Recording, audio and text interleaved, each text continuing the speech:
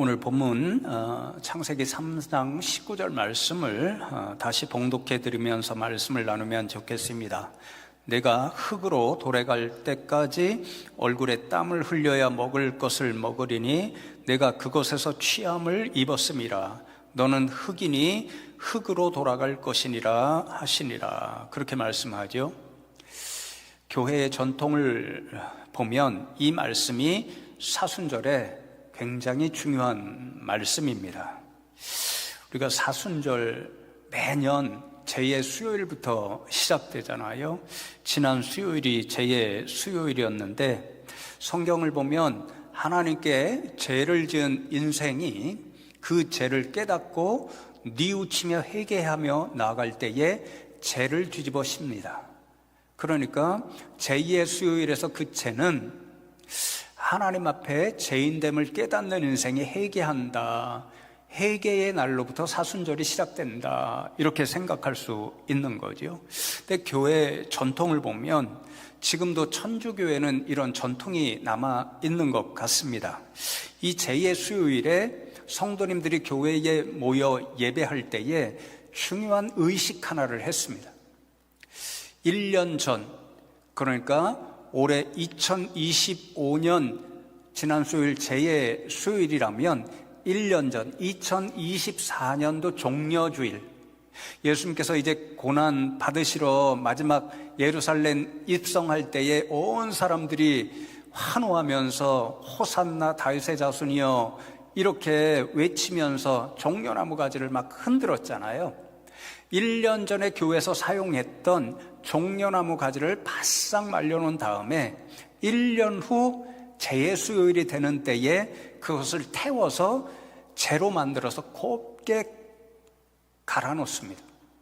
그리고는 제2수요일에 나와 있는 성도님들에게 예배 시간에 이제 침례자가 그 재를 묻혀서 이마에 십자가 표시로 묻혀줍니다. 그러면 성도님들 이마마다 그 재로 새겨진 십자가가 있겠죠.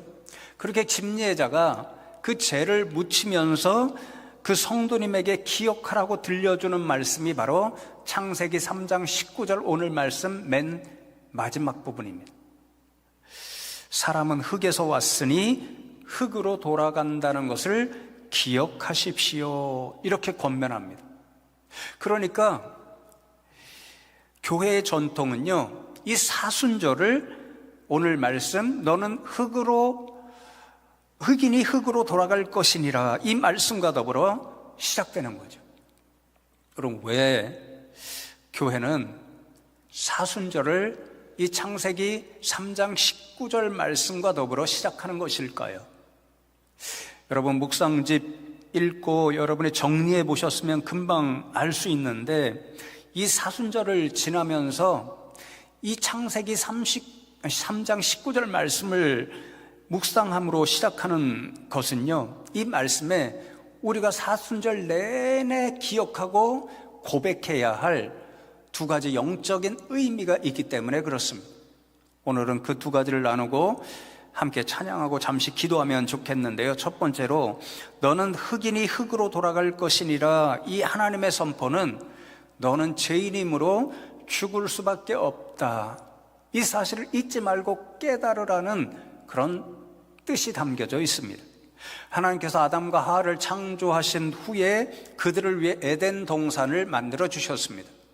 에덴 동산은 부족한 것이 하나도 없는 그야말로 낙원이었습니다. 그 낙원을 하나님께서 아담에게 주시면서 우리가 잘 아는 창세기 2장 17절 말씀을 보시면 선악을 알게 하는 나무의 열매는 먹지 말라, 내가 먹는 날에는 반드시 죽으리라, 그렇게 말씀하십니다.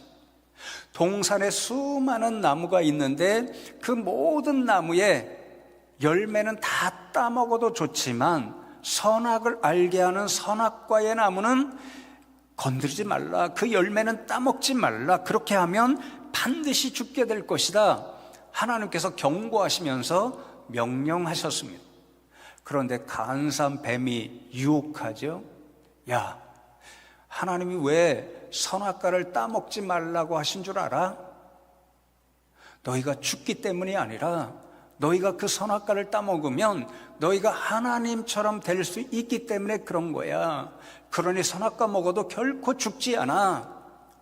이렇게 유혹했을 때에 그만 유혹을 이기지 못하고 선악과를 따먹었습니다.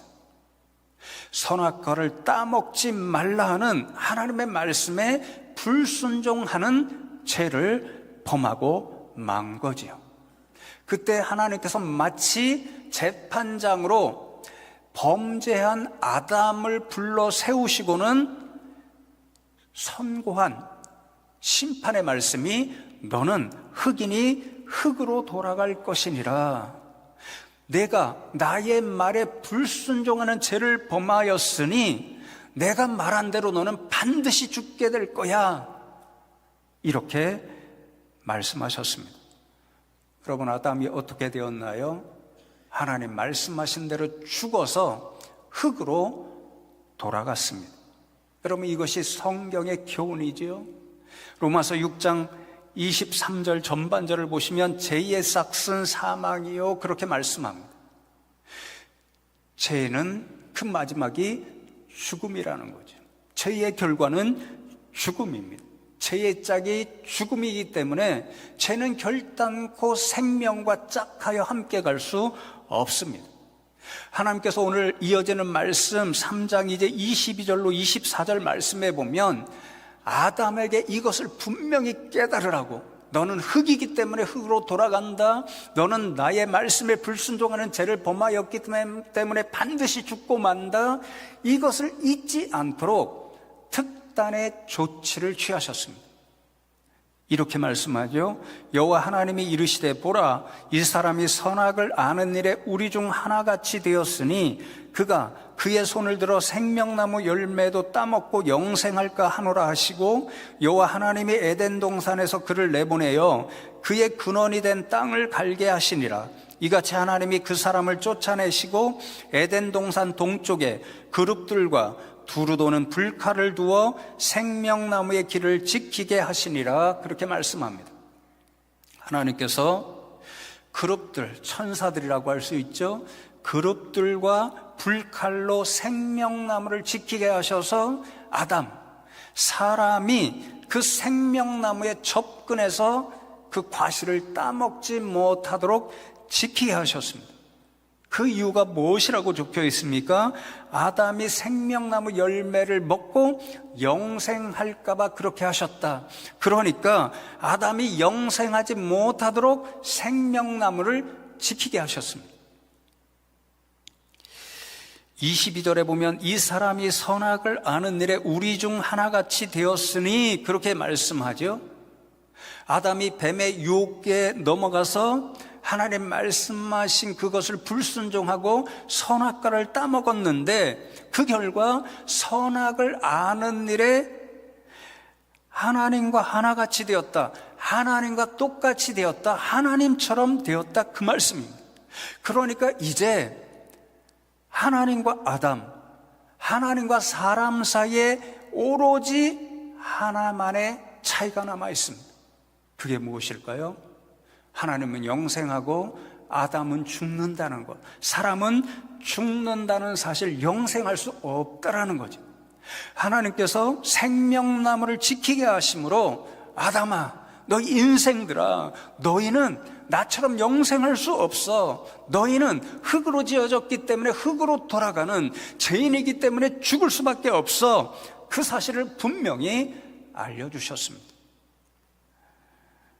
사랑하는 성도 여러분, 바로 여기에 교회가 오늘도 창세기 3장 19절 너는 흑인이 흑으로 돌아갈 것이니라, 이 말씀과 더불어 사순절을 시작하는 이유가 있습니다. 우리는 이 말씀을 묵상하면서 오늘도 저 십자가를 바라보며, 그래, 나도 아담처럼 흙으로 지어졌어. 나도 하나님 앞에 서면 죄인이야. 그래서 죽을 수밖에 없어. 이 사실을 깨닫고 또 깨달아야 하기 때문에 그런 거죠. 여러분, 이 사실을 깨닫는 것이 왜 그토록 중요할까요? 우리가 아담처럼 흙으로 지어졌고 죄인이기 때문에 하나님 앞에 서면 죽을 수밖에 없다는 사실을 깊이 깨달으면 깨달을수록 그 사람은요, 내가 어떻게 죄로부터 벗어날 수 있을까? 어떻게 하면 죄의 결과인 죽음으로부터 구원받을 수 있을까? 생명을 얻을 수 있을까? 그런 관심이 생기고 믿음이 시작될 수 있기 때문에 그런 거죠. 제가 대학 시절에 철학을 공부했잖아요. 철학은 여러분이 흔히 생각하는 운명을 보아주는 그런 운명 철학관, 그것이 아닙니다. 철학은 지혜를 탐구하는 학문입니다. 그러니까 지혜를 탐구하는 철학자들이 제일 많이 하는 것이요, 깊은 생각입니다. 사색입니다. 심지어 소크라테스 같은 사람은요, 어떤 철학적 주제를 가지고 깊이 생각에 잠기잖아요. 그러면 흔히 길을 가다가 멈추어 서서 묵상하기 시작합니다. 생각하기 시작합니다. 그래서 기록에 따르면요, 소크라테스 같은 사람은 어떤 한 가지 철학적 주제, 그것을 사색하는 것에 빠져서 밤이 새는 것도 모르고 밤새도록 한 자리에 서서 깊은 사색에 잠기고는 했다고 합니다. 제가 철학을 공부할 때에 저희 과 친구 중에 한 친구가 소크라테스와 비슷한 친구가 있었습니다. 진짜 그 친구는 진지하게 철학적 사색을 즐기는 친구였습니다.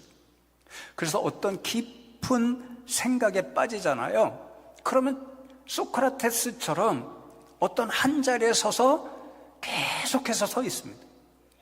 해결될 때까지. 그런 친구가 어느 날은 제게 묻습니다. 현수야, 내가 믿는 하나님, 그 성경을 보면 모든 사람들이 다 죄인이라고 그러는데 나는 아무리 생각해도 그것을 이해할 수가 없어.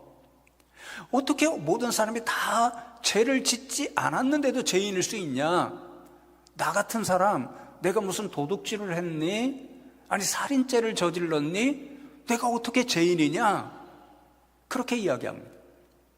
너무 오랜 시간이 지나서 제가 어떻게 정확히 대답했는지는 몰라도 어렴풋이 생각나는 것이 어떤 방식으로 대답을 했냐면요, 내가 지금 죄인이 아니라고 생각하는 그것이 너의 죄야, 이렇게 이야기했습니다. 그러면 그 친구가 어떻게 되었을까요?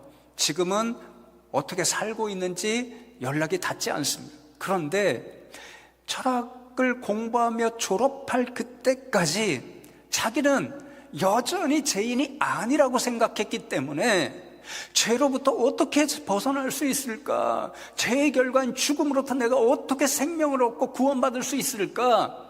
그런 관심은 하나도 없었습니다. 무엇을 말하는 것인가요?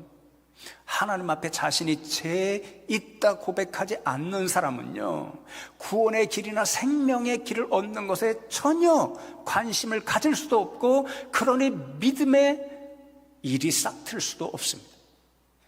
그러니 이 시간에 사순절을 지나면서 저와 여러분이 교회 전통처럼 너는 흑인이 흑으로 돌아갈지니라, 이 말씀을 깊이 묵상해야 하는 까닭은 이 말씀을 통해서 우리가 아담처럼, 그렇구나, 우리가 하나님 앞에 서면 의인은 하나도 없다고 말씀했는데 나도 아담처럼 죽을 수밖에 없는 죄인이다, 이 사실을 깊이 깨달으면 깨달을수록 우리는 그만큼 더 어떻게 하면 내가 죄로부터 건짐을 받을 수 있을까? 어떻게 하면 내가 죽음으로부터 구원을 받고 생명을 얻을 수 있을까? 그 관심이 생기고, 그러면 그럴수록 점점 더 십자가가 보이고, 그러면 그럴수록 점점 더 믿음이 싹트기 시작하는 거죠.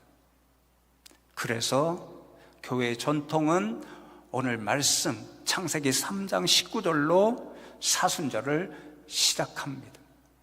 그러나 사랑하는 성도 여러분, 이 사순절을 지나면서 오늘 말씀 잊지 말고 기억하시면서 이 말씀 묵상할 때마다, 그렇다 나도 하나님 앞에 아담처럼 흙으로 지은 바 되어서 죽을 수밖에 없는 죄인이다, 이 사실을 깊이 더 겸손하게 깨닫고 고백하는 저와 여러분 되면 좋겠습니다. 그러면 우리 마음으로부터 더 은혜를 사모하면서 하나님께서 주신 생명의 길이 있잖아요, 저 십자가를 눈을 들어 바라보는 일이 더 많아지고 깊어질 줄로 믿습니다. 그래서 여러분, 두 번째, 너는 흙이니 흙으로 돌아갈 것이니라, 이 하나님의 말씀은요, 저 십자가에 죄의 답이 있다, 저 십자가에 생명이 있다, 저 십자가에 달리신 예수님 안에 생명이 있다, 그것을 교훈해 주시는 말씀입니다. 여러분, 죄의 결과는 죽음이라고 말씀드렸죠. 성경이 분명히 우리에게 교훈하죠. 죄가 있는 곳에는 생명이 없습니다. 그러니 여러분, 이 생명을 얻으려면 어떻게 해야 될까요? 죄의 원인인, 죽음의 원인인 죄의 문제가 해결되어야 합니다. 죄의 문제가 해결되어야 죽음의 문제가 해결되고 생명을 얻을 수 있는 거죠. 여러분, 우리 것은요, 세상에서도 우리가 흔히 볼 수 있는 사실입니다. 저는 개인적으로 왕이 있잖아요, 대통령이 있잖아요. 그들이 행사할 수 있는 가장 은혜로운 권세가 뭐라고 생각하냐면요, 사면권이라고 생각합니다. 사면권. 그래서 옛날에도 왕 한마디면 죽을 수밖에 없었던 죄를 저지른 어떤 사람이 사면받고 살아나잖아요. 오늘날도 대통령이 어떤 특별한 날 되면 특별 사면을 해주잖아요. 그래서 제가 정말 좋아하는 사람이 죽을 수밖에 없었는데 살아서 오늘도 우리에게 너무도 위대한, 뭐랄까요, 역작을 남긴 그런 사람이 있습니다. 제가 개인적으로요, 대학교 2학년 즈음부터 군대 시절에 도스토옙스키, 러시아 소설가를 너무도 좋아했습니다. 나중에 알게 된 사실인데, 그분이 기독교 믿음, 그러니까 예수님을 믿는 사람으로 모든 작품에 그 믿음에서 올 수 있는 질문들을 소설화했던 것을 알게 되었습니다. 그래서인지는 몰라도 그분에게 제가 푹 빠져서 그때까지 우리나라 말로 번역된 모든 도스토옙스키의 소설을 사서 읽었습니다. 군대에 가서도 시간만 나면 읽고 또 읽었습니다. 여러분 잘 아시는 죄와 벌, 까라마초프가의 형제들, 이건 정말 명작 중에 명작입니다. 그런데 이런 위대한 작품이 세상에 나오지 않을 수도 있었습니다. 왜냐하면 28살 되던 해에 이 도스토옙스키가요, 황제를 반대하는 내란 모의 사건에 연루되어서 사형을 당할 수도 있었기 때문입니다. 여러분이 아마 그런 예화를, 설교를 많이 들으신, 신앙생활을 오래 하신 분은 들으셨을 것인데요, 이분이 나중에 이제 자신이 사형 집행 당하기 전에 5분의 시간이 남았을 때에 그 5분의 시간을 어떻게 사용하려고 생각했던가, 그것을 고백하는 그런 기록이 남아 있습니다. 5분 중에 2분은 주변에 있는 동료들과 작별 인사하는 데 사용하고, 또 2분은 자신이 그때까지 어떻게 인생을 살아왔는가 정리하고 돌아보는 데 사용하고, 나머지 1분은 사형 집행 당하는데 볼 수 있는 하나님이 지어놓으신 모든 피조물들의 아름다움을 보면서 내가 죽을 거야, 이렇게 생각했습니다. 그래서 자신이 계획한 대로 2분은 동료들에게 작별 인사를 합니다. 또 2분은 지금까지, 그때까지 살아왔던 자신의 삶을 돌아보았습니다. 나머지 1분, 이제 자신의 앞에 펼쳐진 하나님께서 지어놓으신 여러 피조물들을 바라보는데, 순간 사형을 집행하는 병사들이 총탄이죠, 총탄을 놓고 장전하는 소리, 그 딸깍 소리가 들려옵니다. 그때 어마어마한, 견딜 수 없는 죽음의 공포가 자신에게 몰려왔다고 합니다. 근데 바로 그 순간에 기적이 일어난 거죠. 황제가 전령을 보내서 멈추시오, 사형 집행을 하지 말라는 황제의 명령이요, 이렇게 해서 그가 살아났습니다. 여러분, 만일 황제의 그 명령이 없었다고 한다면 어떻게 되었을까요? 도스토옙스키는 죄의 결과로 죽었을 것이고 그의 위대한 작품들 역시 세상에 탄생하지 못했을 겁니다. 모든 게 죽음으로 끝이 나는 거죠. 여러분, 마찬가지입니다. 우리가 영적으로 죄의 문제가 해결되지 않으면 인생은 하나님 앞에서 다 죽습니다. 하나님 앞에 서면, 심판대 앞에 서면 하나님으로부터 영원한 죽음을 선고받고 지옥에 가는 거죠. 그런데 여러분, 여기에 하나님의 놀라운 은혜가 나타나지요. 하나님은요, 우리 인생들을 불쌍히 여겨 주셔서 우리 인생들이 죽음으로 끝나는 것을 원하지 않으셨습니다. 우리 인생들을 죽음의 권세에 넘겨주기를 원하지 않으셨습니다. 사탄에게 넘겨주기를 원하지 않으셨습니다. 그래서 하나님은 우리의 인생의 죄를 해결해 주시는 구원의 길을 친히 마련해 주셨습니다. 그 구원의 길이 무엇인가요? 오늘도 생생하게 보고 있는 저 십자가입니다. 하나님은 우리 인생들의 죄를 사하여 주시기 위해서 독생자 예수님을 세상에 보내주셨고, 그 예수님을 저 십자가에 우리 인생들을 위한 속죄의 제물, 대속의 제물, 화목의 제물로 내어 주셨습니다. 그래서 요한일서 2장 2절 말씀을 보시면 그는 우리 죄를 위한 화목제물이니 우리만 위할 뿐 아니요 온 세상의 죄를 위하심이라 그렇게 말씀하고, 그리고 4장 10절에도 사랑은 여기 있으니 우리가 하나님을 사랑한 것이 아니요 하나님이 우리를 사랑하사 우리 죄를 속하기 위하여 화목제물로 그 아들을 보내셨음이라 그렇게 말씀합니다. 구약시대의 이스라엘 백성들은 자신의 죄를 용서받기 위해 짐승을 잡아 그 피를 제단에 뿌리며 하나님께 속죄 제물로 드렸지요. 그러면 하나님께서 그 짐승, 그 피를 대신 받으시고 진짜 죽어야 할 죄를 지은 그 사람을 용서하시고 살려주셨습니다. 문제는 그 속죄 제물은 끊임없이 잡아야 한다는 거죠. 짐승이 매일같이 죽어야 했습니다. 만일 오늘도 그러한 속죄 제사가 이어졌다고 한다면 예배드리는 이 가운데도요, 교회 밖에서 번제단을 세워놓고 오늘도 수많은 짐승을 잡아 하나님 앞에 속죄 제물로 드려야 합니다. 그러면 당장 동물보호단체에서 쫓아와서 난리가 나겠죠. 하나님이 이런 문제를 해결해 주셨습니다. 예수님을 단 한 번에, 그리고 영원한 속죄 제물로 저 십자가에 내어주심으로 누구든지 속죄의 제물 대신 그 예수님만 믿으면 그 죄를 용서해 주시고 죽음으로부터 생명으로 옮겨 주십니다. 그래서 우리가 너무도 잘 아는 요한복음 3장 16절의 말씀이 그 모든 은혜의 말씀을 요약해 주시죠. 하나님이 세상을 이처럼 사랑하사 독생자를 주셨으니 이는 그를 믿는 자마다 뭐라고요? 멸망하지 않고 영생을 얻게 하려 하심이라.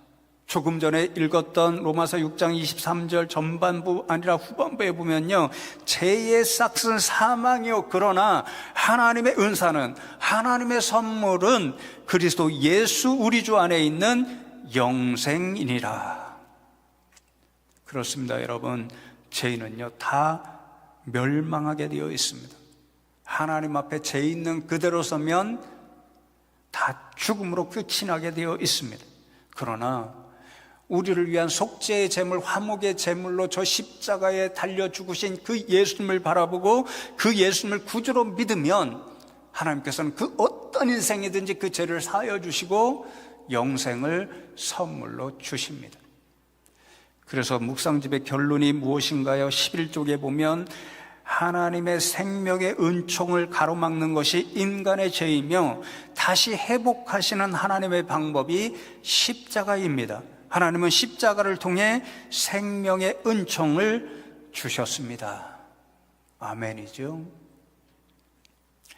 여러분, 저는 이 사실이요 얼마나 크고 놀라운 기적 중에 기적이고 은혜 중에 은혜인지를 여러분 조금 전에 읽어드린 창세기 3장 22절로부터 24절 말씀을 읽으면서 어느 순간 정말 전율하듯이 깨달았습니다. 여러분, 다시 한번 생각해 보십시오. 하나님의 말씀을 불순종하고 선악과를 따먹어서 하나님처럼 선악을 알게 된 아담에게 하나님께서 특단의 조치를 내린 것이 생명나무로 가는 길을 막으시고, 그래서 열매를 따먹지 못하게 하시는 일이었습니다. 그것을 통해서 하나님께서 아담과 그의 후손 우리 인생들에게 분명히 한 가지 교훈을 주셨습니다. 너희는 흙이야. 죽을 수밖에 없어. 나처럼 영생할 수 없어. 그 사실을 분명히 깨닫게 하셨습니다. 그런데 여러분, 저 십자가는 오늘 우리에게 무엇을 생생하게 교훈하나요? 아담처럼 죽을 수밖에 없는 인생이 저 십자가에 달리신 예수님만 믿으면 죽음이 아니라 생명, 그것도 영원히 살 수 있는 영생을 선물로 얻는다는 것입니다. 기적 아닌가요? 은혜 아닌가요? 왜요? 하나님께서요, 마지막 남아있는 하나님과 사람 사이에 차이도 거두셨다는 뜻입니다. 선악을 알게 되는 그것이 똑같이 되므로 하나님께서 사람과 인생 사이에 하나의 차이만 남겨두셨습니다. 하나님은 영생하고 사람은 죽을 수밖에 없다는 그 차이만 남겨놓으셨는데, 저 십자가의 은혜를 통해서 그 차이마저도 거두시고 모든 인생들이 하나님처럼 선악도 알고 하나님처럼 영생도 할 수 있는 은혜를 주셨습니다. 그러니 여러분, 옆에 있는 분들 우습게 보시면 안 됩니다. 우리가 흔히 작은 예수라고 하시죠. 여러분, 옆에 있는 분은 똑같이 작은 하나님이라고 칭할 수 있는 분들입니다. 하나님처럼 선악을 알게 되고 십자가를 통해서 하나님처럼 영생할 수 있기 때문에 그렇습니다. 멀뚱하게 보세요. 제가 이상한 말 하나요? 아니잖아요. 성경상 맞잖아요. 그러니까 옆에 있는 분들에게요, 한번 축복하면 좋겠습니다. 작은 하나님이십니다. 그렇게 말씀해 보세요. 아멘이죠. 이제 말씀을 맺습니다. 한 짧은 글을 읽어드리려고 하는데요, 로마노 과르디니 신부라는 분이 쓴 거룩한 표징이라는 책에 제라고 하는 짧은 글이 적혀 있습니다. 제가 좀 빠른 속도로 읽어드리면, 장미가 한 송이 곱게 피었다. 어제까지도 수줍게 봉우리만 짓고 있더니 어느새 살며시 피어 있다. 주옥 같은 이슬방울 하나하나에 이른 아침 햇살이 고여 있다. 꽃잎에도 새벽이 물들어 있다. 새로운 그것이다. 그것을 누가 와서 싹둑 베어갔다. 병에 꽂아놓고 한동안 보더니 곧 실증이 났는지 아궁이에 넣어버렸다. 잠깐 사이에 그 아름다움이 재가 되어버렸다. 불이 이렇게 잠깐 사이에 하는 일을 세월은 끊임없이 모든 살아있는 것에 하고 있다. 잎이 무성한 고사리에서부터 날씬한 코스모스, 몇 아름씩 되는 느티나무까지도 다 마찬가지다. 가볍게 나풀대는 나비도 그렇고 날쌘 제비도 그렇다. 재빠른 다람쥐도 육중한 황소도 다름없다. 상처로든 병으로든 불에 타서든 굶주려서든 꽃 피었던 모든 생명이 언젠가는 재가 되게 마련이다. 또렷하던 모습은 바람에 이리저리 날리는 한 줌 재가 되고, 영롱하던 오색은 거무스레한 가루가 되고 만다. 그토록 따스하게 움트던 민감한 생명이 저 메마르고 죽은 흙, 아니 흙만도 못한 재가 되어버린다. 우리라고 다를 바 없다. 우리도 열린 무덤 앞에 놓인 해골 곁에 한 줌 재라도 보면 얼마나 소름이 끼치던가. 사람아, 명심하라. 너는 흙이고 흙으로 돌아가리라. 성도 여러분, 그렇습니다. 세월 앞에 모든 살아있는 것들, 우리 인생도 결국 죽어서 한 줌의 재로 남겨지게 되어 있습니다. 이 사순절 동안에 우리의 흙됨, 결국 한 줌 재로 돌아갈 연약함을 깨닫고 고백할수록 눈을 들어 저 십자가에 달리신 우리의 구세주 되신 예수님을 더 소망하며 살아가는 저와 여러분 다 되시기를 주님의 이름으로 축복합니다.